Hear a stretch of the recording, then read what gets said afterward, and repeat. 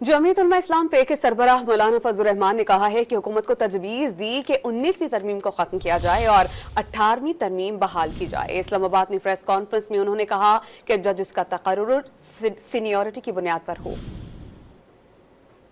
तजवीज़ कर रहे हैं कि आईनी 19वीं तरमीम को ख़त्म किया जाए और वापस 18वीं तरमीम को बहाल किया जाए, जिसमें कि जजों के तकर्रुर और सीनियरिटी की बुनियाद पर हो, कारकर्दगी की बुनियाद पर हो, सेहतमंदी की बुनियाद पर हो।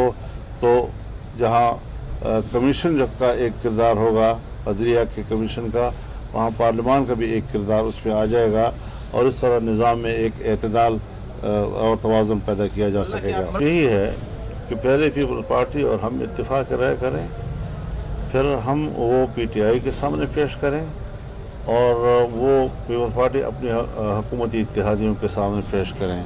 तरतीब तकरीबन यही तय हुई है और इसी पे हम काम आगे बढ़ा